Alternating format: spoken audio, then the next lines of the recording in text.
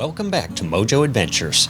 Today we are leaving our desert lake to explore another Nevada lake tucked high up north in the Sierras. Lake Tahoe is often described by visitors as a beautiful mountain lake with clear blue water, and as a popular scenic vacation destination. But that description barely scratches the surface.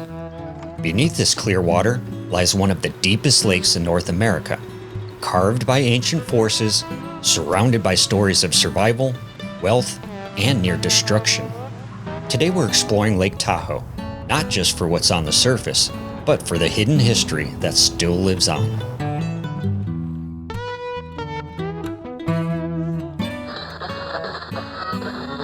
Straddling the border of California and Nevada, Lake Tahoe sits high in the Sierra Nevada mountains at over 6,200 feet above sea level. It is the largest alpine lake in North America, and the second deepest lake in the United States, reaching depths of more than 1,600 feet. What makes Tahoe especially unique, though, is its clarity. At times, visibility in the water can exceed 60 to 70 feet, a result of its remarkable purity and the delicate balance of an ecosystem fed by heavy alpine snowmelt. But long before it became a destination, this region was home to the Washoe tribe, who roamed this entire Great Basin area. For thousands of years, the Washoe people lived seasonally around the lake, fishing its waters, gathering plants, and moving with the rhythm of the mountains. To them, this place was not just a resource, it was home, and a place with deep spiritual connections. Today, Lake Tahoe is known for its beauty, but that beauty almost didn't survive, and some of the most visible reminders of its past can be seen immediately upon arrival from high above the shoreline. One of our first stops was a scenic overlook called Inspiration Point. From here, Emerald Bay opens up below, revealing one of the lake's most iconic views. At the center of it sits a small isolated landmass named Fannette Island.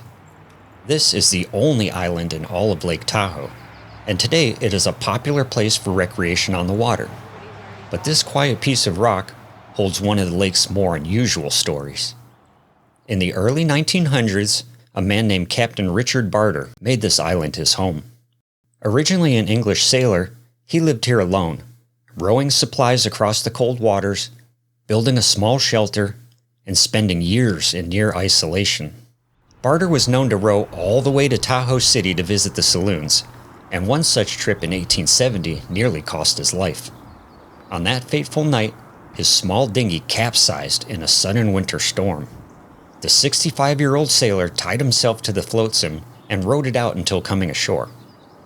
Local stories tell of Barter having to amputate 2 of his frostbitten toes with a carving knife, which he proudly saved to show visitors. He loved the island so much, he even built a tomb for himself there to be buried upon his passing, including a small chapel to go over it. Despite these final preparations, Barter was never laid to rest there, as he once again got caught in a wild storm in 1873, and this time he would never emerge from its icy waters. Near the top of Fannette Island later sat another small stone structure known as the Tea House, built in the late 1920s by Laura Josephine Knight. If you visit the island today, you can still see the remnants of its foundation. Knight also commissioned the nearby mansion of Vikingsholm, a Scandinavian-inspired home that created a striking contrast between isolation and luxury, all in the same quiet bay. From above, Emerald Bay and the surrounding area feels so peaceful and natural, but an even deeper history of Lake Tahoe unfolds right along the shoreline. At the southern edge of the lake, the forest opens into a different kind of landscape, one shaped not just by nature, but by ambition, industry, and preservation. Welcome to the Tallac Historic Site. In the late 1800s, this area became home to one of Lake Tahoe's grandest resort destinations. At the center of it all was a man named Elias Jackson Baldwin, better known as Lucky Baldwin. His fortune was tied, in part, to one of the most significant mining discoveries in American history, the Comstock Lode.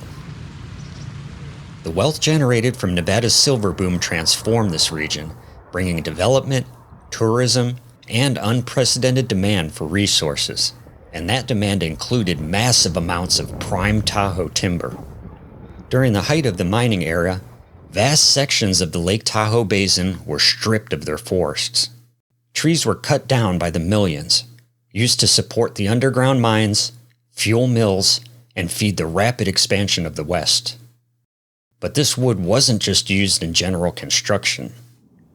Much of the timber was sent deep down into the depths of Nevada's silver mines, where entire underground cities were being carved out beneath the earth.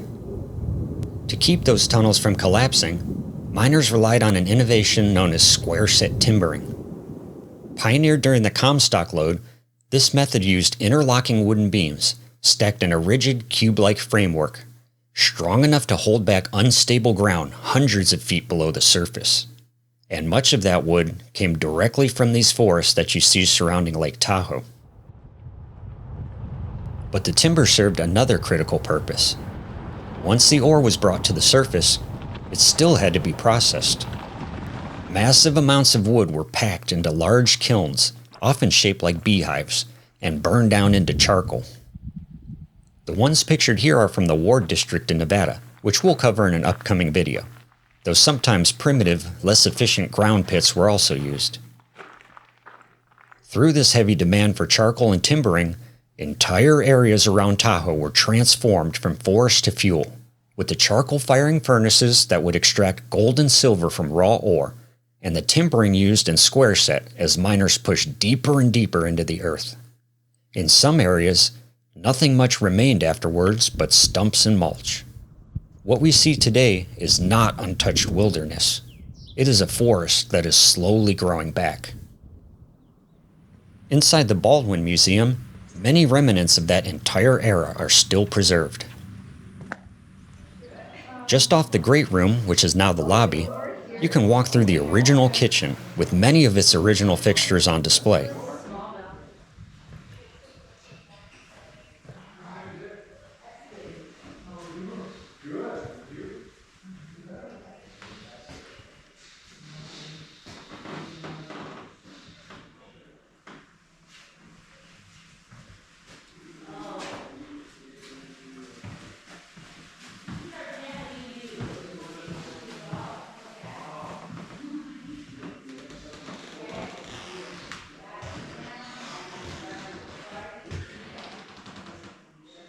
Here, early innovations hint at the ingenuity of the time.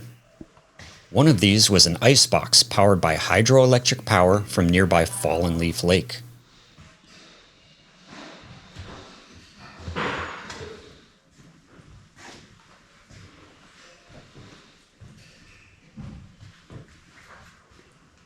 And in the utility room, a very early Montgomery Ward hot water heater, one of the first of its kind.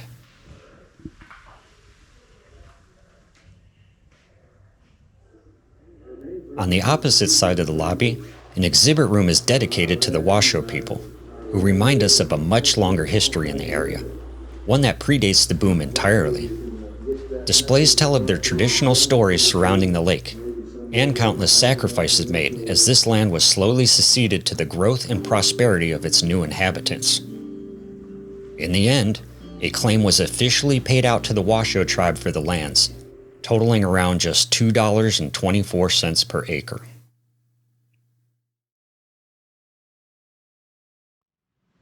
Outside where the present-day Kiva picnic area is located, the Tallac Resort Hotel and Grounds once sat, pictured here. It was known as the summer resort of the world, and was significantly expanded by Lucky Baldwin to host high society between 1899 and 1927. Nestled in a grove of magnificent old-growth pines, it offered luxury accommodations in a remote mountain setting, including a 100-seat dining room that served 8-course meals to the music of a string quartet. Later, a marvelous casino and dance hall was added on the water's edge by the resort's pier. Lucky insisted that managers keep the rates high to attract only the most genteel and affluent patrons. But Baldwin's legacy here wasn't just tied to wealth. It was also tied to preservation.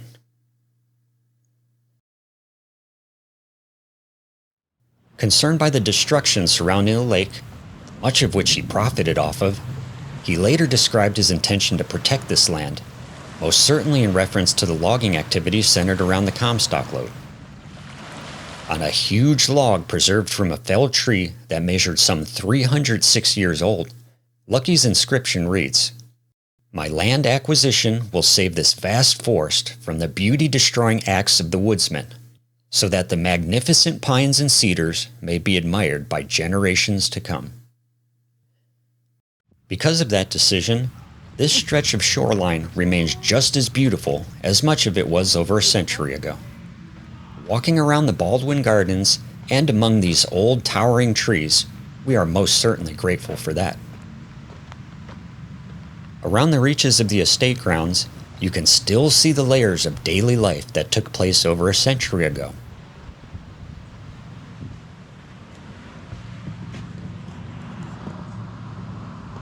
A blacksmith shop where tools were once forged and repaired now rings out with working artists. Simple quarters, where workers and servant staff lived, sit far from the luxury of the main estate. You have the cook's quarters here. Panning around, that was the nanny's quarters, butler quarters, servants' quarters, chauffeurs, maids, gardeners, tutors. And a nice little water fountain here to enjoy. And of course, guest lodging for hosting large gatherings and esteemed visitors from around the world. Just beyond all of that, Lake Tahoe itself stretches along the length of the estate. The shoreline here is nearly unchanged in its presence, even as everything around it has shifted. In front of the Tallac site sits the Taylor Creek Visitor Center, which offers a closer look at the natural ecosystems that continue to define this region. Along the Rainbow Trail here, the forest gives way to something very unique, a view beneath the surface into Taylor Creek. This is the Stream Profile Chamber. Underneath ground level, visitors can observe fish in their natural habitat, moving through the current just inches away, separated only by glass. Among them are native species like the Lahontan cutthroat trout, alongside seasonal runs of kokanee salmon who return here year after year to spawn. These waters, clear as they are, support a fragile balance, one shaped by snowmelt, seasonal cycles, and careful conservation. Along the Rainbow Trail loop, you can also see a snowtail station up close, where snowpack is monitored every winter. This trail makes for a great leisurely stroll among all the plants and animals that call Lake Tahoe home.